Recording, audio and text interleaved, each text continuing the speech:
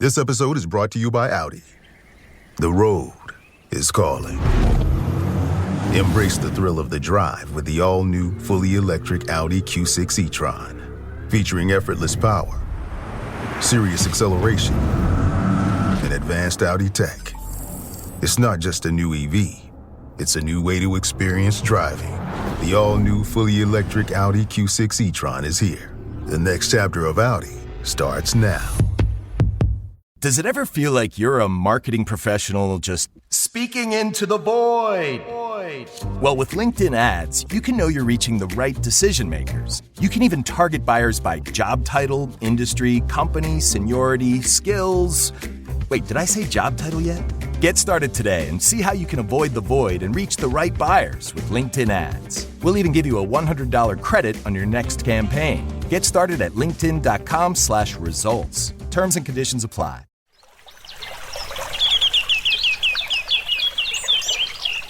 Welcome to Nature Back, Jojo. Hey, it's great to be here. In one of the emails exchanged earlier, for me, probably the first time I read the word ecocide. Tell in a few words, maybe not simplifying too much, but what on earth is ecocide? We use ecocide to refer to the most severe harms to nature. So harm to ecosystems that is severe and either widespread or long-term. And of course, the word itself has a resonance because people are familiar with homicide, genocide, suicide. So ecocide, or often as it's, if you want to take the US type pronunciation, they say ecocide. But effectively, it's that sense of killing nature. So basically all the gas stations? No, that would be yeah, that's a good question. But no, the ecocide is reserved for the level of harm that could be an international crime. Our organisation sort of develops and supports the legislative direction, if you like, of criminalizing ecocide as an international level crime.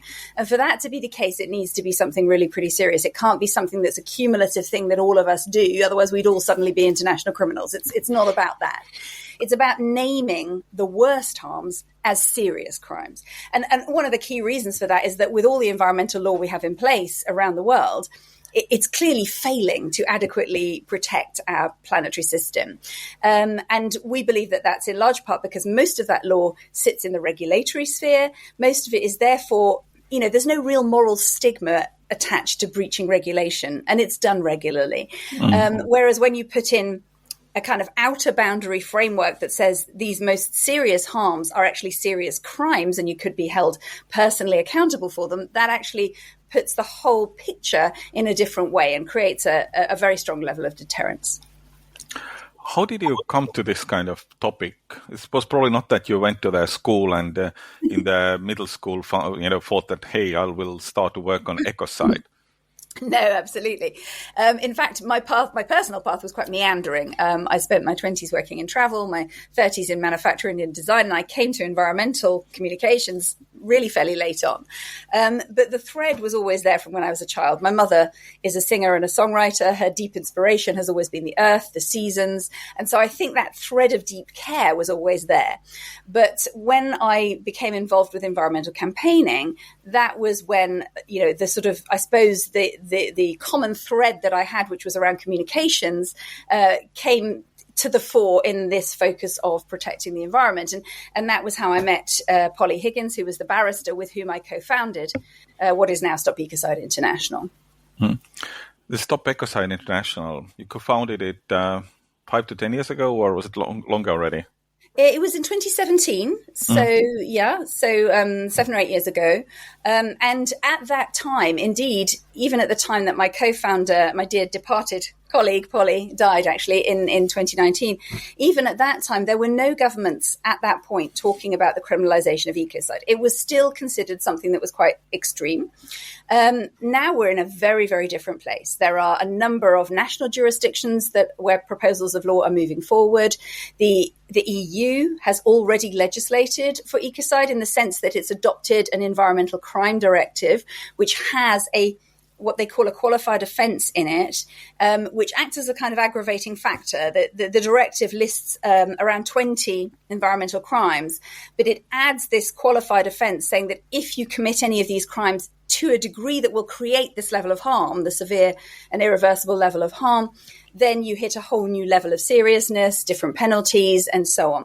So, and not only that, but there is now a multi-state proposal at the International Criminal Court to amend the governing document of that court, which is the Rome Statute, to amend it to include ecocide alongside genocide, war crimes, crimes against humanity, and more recently, the crime of aggression.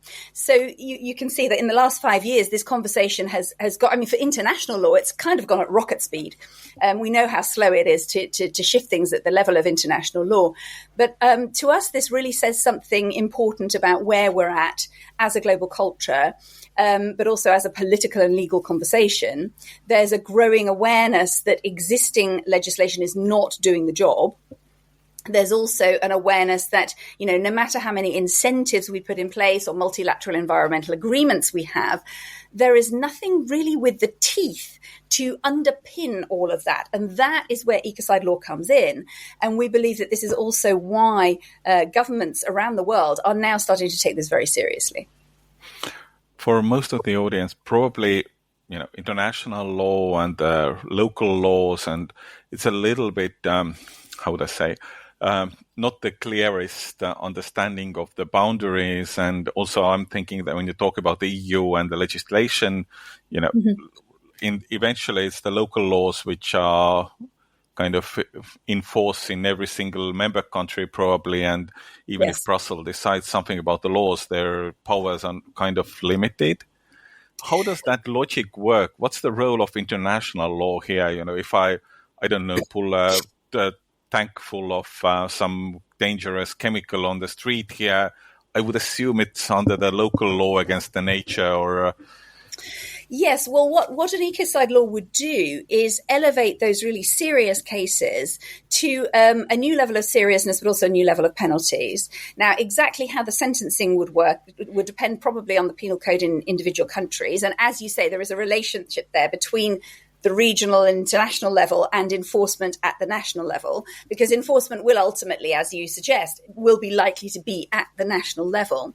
But there is still a real importance in having that red line to say these crimes are really serious. And a good way to sort of think about it would be, you know, what sort of things might have been prevented in the past had this law been in place. And we can all think of some pretty serious examples, whether that's the Texaco Chevron case in Ecuador, for example, or Deepwater Horizon, where we know that there were safety protocols that weren't followed, you know, or things like that, mass deforestation. You know, we're looking at quite serious examples, but your chemical spill is actually not a bad example in the sense that, for example, the Bhopal disaster in India is one that springs to mind immediately. And, you know, those in different countries will have local examples. And of course, this also would potentially apply both in peacetime and in times of conflict.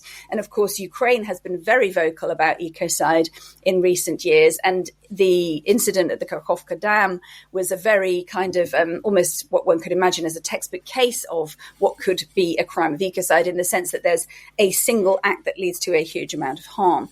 So that is the kind of principle of what we're talking about here. But I think what's interesting as well is that what this addresses is actually fundamentally, we believe, a serious cultural issue. Because, you know, no company is going to go to a government and say, can I have a license to kill 500 people for my new infrastructure project? They're just not going to do that. It's so beyond what we would conceive. It's such a deep taboo, quite rightly so. But we don't have that same kind of healthy recoil from mass destruction of nature. Now, that is partly because it is a question of balance. I mean, it's very difficult to have a civilization without some effect on the environment. Of course, you know, you can't build a house without, you know, probably killing something, even if it's very small. So it's not about all environmental damage. It's about the fact that we have lost sight of the balance that is required in order to actually not just sustain the ecosystems themselves, but have the ecosystems sustain us. And so drawing that outer line, which effectively points to the worst cases and has us shift our conception of what that means. You know, we put ecocide alongside crimes against humanity. We're kind of saying, well, hang on a minute, our responsibility to nature and our relationship to nature is actually, when we look look at the reality of it, is different to how we've been treating it. And even where there are existing crimes that deal with nature, and most environmental law is in the regulatory sphere, but there are some crimes. There are even some international, relevant crimes like illegal logging or wildlife trafficking and so on. And even those crimes are wildly profitable in the criminal world, just as much as drug trafficking. But when you look at how much they're reported, investigated, or prosecuted, it's minuscule in comparison. And that is a brilliant example of this kind of gap that we've got in understanding how serious it is to destroy nature. And obviously that recognizes the value of nature in itself, but it also very strongly recognizes the fact that if we continue to damage ecosystems, we are the ones that are going to suffer. So it's very much a human and a human rights issue as well. If we don't have functioning ecosystems, it's very difficult to uphold any human rights. Mm. Imagine what's possible when learning doesn't get in the way of life. At Capella University, our game-changing FlexPath learning format lets you set your own deadlines so you can learn at a time and pace that works for you. It's an education you can tailor to your schedule. That means you don't have to put your life on hold to pursue your professional goals. Instead, enjoy learning your way and earn your degree without missing a beat. A different future is closer than you think with Capella University. Learn more at capella.edu. Clorox Sentiva smells like grapefruit. Cleans like Clorox. And feels like...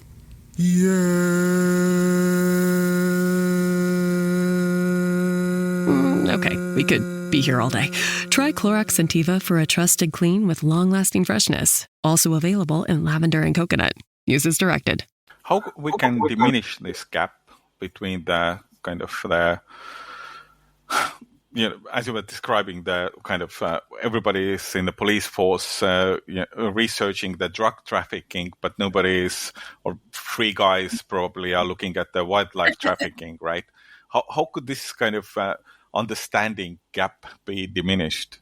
Well, we believe that this is one of the key roles of criminalization of ecocide, because we believe that this will create a shift in mindset, and indeed is already beginning to do so, in terms of the fact that the conversation around ecocide law has grown from, a complete obscurity really to really the hot topic in terms of legal and political discussion around protection of the environment. And this is already starting to shift the way people conceive of how they behave with regard to the environment. And one of the reasons I say that is that reports that have emerged in the last year or two from investment networks and from business networks as well are showing that this is something that boards of directors are being told to pay attention to. And I think what's also interesting here is that when we look at the definition of ecocide as it's been adapted for the EU, as it's been proposed at the International Criminal Court, and it's a very concise definition, which is actually just one sentence. So I can just kind of read it out to you. In fact, I do normally have here we go. The definition of ecocide is very important in this, and it's actually very concise, so concise it fits on the back of a business card. And ecocide means unlawful or wanton acts committed with knowledge that there's a substantial likelihood of severe and either widespread or long-term damage to the environment being caused by those acts. Now, although in legal language that has strong precedent in other treaties and protocols, and therefore will be recognizable to lawyers in the space, it's also very straightforward. It's easy for you or I to understand. But I think the important thing is that it focuses on consequence and risk of consequence. Now, that is something we are all familiar with in the context of criminal law. So, if somebody is murdered, they're not murdered because of how they're killed, but because they end up dead. So effectively, that's a very simple way to sort of show that a consequence-based definition is quite familiar in criminal terms, but it also has a very different effect on how people approach that law. So a bit like the example I gave earlier, if you're not going to get a license to kill people, in the same way, if you build, I'll give an example from a sort of health and safety context. If you built a factory, you would not do it in such a way that it almost breaks people's heads open all the time. And yet that is how environmental regulation is treated. It's treated as something that can be sort of gamed, if you like, something that, where if a particular activity is prohibited, well, what we're doing is something slightly different. Or, if we're allowed to use this much of a toxin, we'll do that all the time. And if we go over the line, well, it doesn't really matter. Whereas actually, if you want to make something safe, you avoid the hazard. So it's a shift in mentality from mitigation of risk to avoiding hazard. And that's, that in legal terms, that's different, but also in terms of how you think about things, because it forces you to do a reality check. In that factory example, you're going to be looking at how is it being built and how will it be made safe? And in the same way, transnational corporations will need to look at their supply chains, their operations, and actually think about, where is the risk here? And their risk managers, their legal counsels are going to be thinking about this. They're going to be actually asking whether they're creating severe harm or not. And the brilliant thing about that is that a lot of the problems that we have are due to the right questions not being asked. If you ask the question, how do I do this in a different way? You will research alternatives and you will find the answer. And that's the sort of thing that is simply not being done at present, but that a parameter like this can provoke in a really useful way. Do we need something like international criminal court for the ecocide, or should the ecocide cases end up in the international criminal court? Well, we believe that they should only do so in the worst cases, because the issue is that with the International Criminal Court is intended to be a complementary court. The way it was designed was to step in when national jurisdictions can't or won't deal with some of these incredibly serious situations. Now, the interesting thing here is that if you're a war criminal or a genocidal maniac, your own country, almost by definition, is not going to be prosecuting you. So it will depend on another country taking up the case, or it will ultimately end up at the International Criminal Court. Now, with Ecocide, this is probably less likely to be the case. It's actually more likely to fit with the complementary setup that was originally intended, because generally speaking, certainly during peacetime, ecocidal acts are likely to be in the corporate sphere. They're likely to be reckless rather than deliberate, because generally speaking, a corporation doesn't set out specifically to destroy the environment. It sets out to make a profit in whatever way it does, and this is, collateral damage. But effectively, it's a question of any national jurisdiction that has ratified the crime or that has a connection with the case could potentially take that case. And so we believe that in large part, what ecocide as a crime will do is actually restore the ICC, the International Criminal Court, to its proper position. Because ultimately, what we're looking for here is a global acknowledgement and recognition of severe harm as a serious crime. And of course, that will ultimately play out probably in individual jurisdictions. But the international level is important because, these worst harms do cross boundaries. And they do involve more than one jurisdiction. And of course, they often involve transnational players, because the biggest corporate players, the ones that really need to be taking responsibility, are often based in many countries and operate in many countries. Mm. Hey, what's up? It's Wanda Sykes. I'm here to remind you about something super important, getting your breast screened. Because trust me, your breast health should be a priority. Early detection for breast cancer can change the game, which is why you should visit yourattentionplease.com to learn more. And do me a favor, if you've already had a breast cancer screening, remind your friends and family to visit yourattentionplease.com too. We gotta look out for our girls. Would you wear the same shoes for every occasion? Or rock the same outfit 7 days a week? Of course not. Your style is better with options. Your investments could be too. SIBO Index options give you access to various contract sizes, global trading hours, and potential tax advantages. That's a good look for any portfolio. If you're ready to invest in style, head to betterwithoptions.com. There are risks associated with SIBO company products. Review the disclosures and disclaimers at SIBO.com/US_disclaimers. The other question is, of course, we've been talking a lot about the kind of international legislation or the global treaties and topics like this.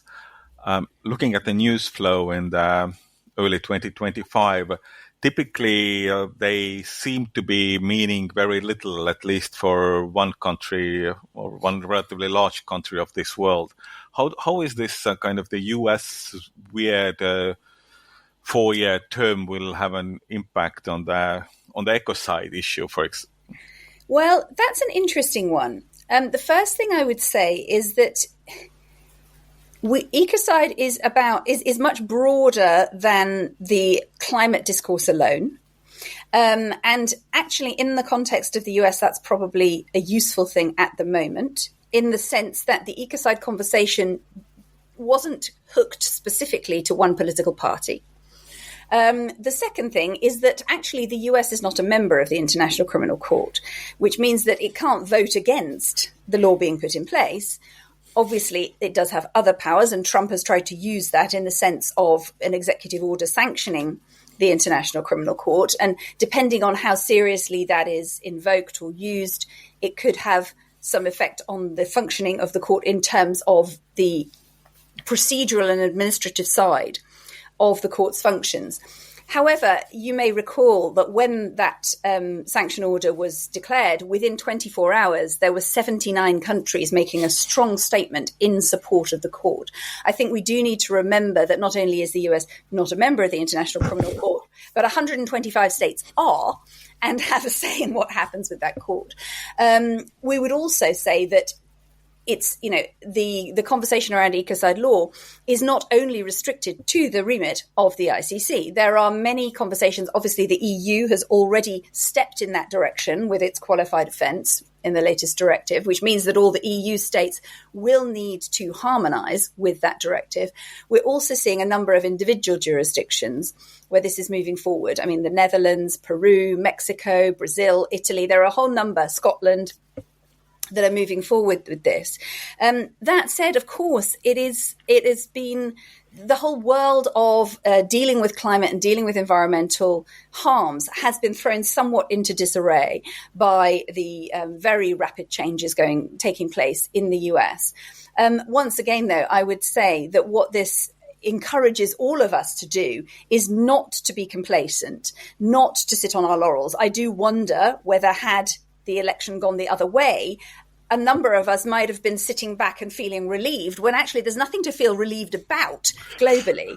And really, something like ecocide law speaks to such a basic, common sense understanding of what needs to be in place that it ultimately doesn't depend on political partisanship, and it also doesn't depend on sort of geopolitical tensions of various kinds. We are very careful indeed to remain neutral and impartial in all of those contexts, because we believe that the protection of the living world in such a way that, our planet can thrive and we can thrive on it is something that actually affects all of us, and that, we want to be put in place even for those people we may not agree with. And it's very important to realize that at the diplomatic level, there are many, many factors at play. And what we have to focus on is that this is universally relevant. It's not like we've suddenly thought up ecocide law as a response to emergency. On the contrary, we wouldn't be in the emergency situation that many are calling out if it weren't for the absence of the kind of protection that ecocide law could provide. So the way we see it is it's very much a common sense, basic sort of ground rule, if you like, that should always have been in place, hopefully will always be in place, and now it just happens to be the right moment to do it, which is, I think, why we are seeing so much response to this concept. Mm-hmm.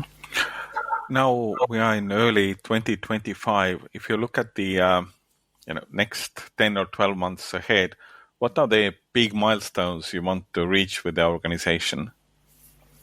Well, as you'll know, we've just reached two very huge ones with the EU and with the proposal, the actual formal proposal from Vanuatu, Fiji, Samoa, and now supported by Democratic Republic of Congo, so 4 states at the International Criminal Court. The next stage is really about bringing as many different states into this conversation as possible and supporting those courageous states that have taken that step to enlarge that diplomatic conversation. And of course, we work on 2 levels. We support the diplomatic work, and a lot of that is closed door. It's advising, briefing, connecting, all of those kinds of things. But we also have another side to what we do, which is about the public conversation. So we track, we report, and we amplify everything that's happening around the world in relation to this legal initiative. So everything around ecocide law. And that conversation will continue to grow. Now, the conversation at the International Criminal Court continues in the working group on amendments. And all states that are members have the right to join that conversation and to potentially propose either adjustments to text or to effectively discuss the implications and the integration and implementation and the potential, obviously, of this amendment. And effectively, that could take, it's a little bit uncertain how long that will take. I mean, how long is a piece of string, as we say in England. But at the same time, we do anticipate developments happening fairly fast. I mean, in the sense that we have been surprised at how fast this conversation has moved, in the sense that, governments are understanding that there is a really key requirement for this. And up until now, everything has been moving probably twice as fast as we expected. So we would aim, and we believe that this adaptation, this amendment to the Rome Statute, is likely to be made before 2030. Now, from an activist perspective, that feels like a long time. From an international law perspective, it feels like a short one. So it all depends on your perspective. But we believe that that is a reasonable thing to expect in the current situation. I also think that what we're already seeing is a sort of shift in how businesses, investors, finance people, insurance people are looking at this question, because that is what is going to shift behavior. And ultimately, it's not about the number of people that end up in jail. That's not, strictly speaking, going to protect ecosystems. It's actually changes in behavior that we're looking for. And of course, when you're looking at the corporate world, criminal law has a double layer of deterrence, because not only are you talking about the personal reputation and potentially, if a case goes ahead, the personal freedom of a particular perpetrator, you're actually looking at the reputation of their company and potentially their stock value being affected very quickly. So there are a number of reasons, even prior to the law being in place, that are very compelling in terms of moving this forward. The coalition of 3 or 4 countries you mentioned sounds, for a non-specialist, a really strange group of countries. What's the driver? What's connecting them? I would say that the biggest driver is these countries are the victim countries. So we're seeing, obviously officially we have these 3 Pacific Island states, which, as we know, are at the sharp end of climate change and the effects of climate change on their own ecosystems. And then in terms of the Democratic Republic of Congo, highly significant country within the African context, but also within the context of biodiversity, because Congo is one of the 3 big rainforest areas in the world, and there is a huge awareness of that within that country. And at the same time, although not officially in that group at the ICC yet, there is certainly a very strong vocal advocacy coming from Ukraine, which for its part is the victim of environmental harm during wartime. So you have these 3 different contexts, but there is that perspective of effectively being the victim that joins those together. But I think what also they have in common, and I personally find this very inspiring, is that none of them are approaching it in a kind of, dare I say it, self-pitying way. None of them are sitting there and saying, poor us, you must rescue us. And, we have to. Of course, they have every right to ask that in many ways. But they're actually going beyond that, because as with law generally, this law won't be retroactive. It will come into play when it comes into play. So it's not like what they're currently suffering will be directly addressed by this law. But what they are saying from a political perspective is quite clearly, we do not wish to see the rest of the world suffer what we're suffering. And that is actually a level of political generosity, of farsightedness and foresightedness that we believe to be very important. And I think it also speaks to that whole aspect of criminal law, which is the ethical and moral side. And when we look back in history and we look at the abolition of slavery, or, votes for women, or civil rights movement, we see that same moral and ethical aspect surfacing. And it's one that has, its own intelligence to it as well. As I was saying earlier, we protect the ecosystems of the world. We are also protecting society and protecting ourselves. Good. Thank you, Jojo. That's a good point to wrap it up. Have a good day. Bye-bye. Thank you so much. If you like the show, subscribe and leave a good rating on the podcast platform of your choice. It would mean a world to us.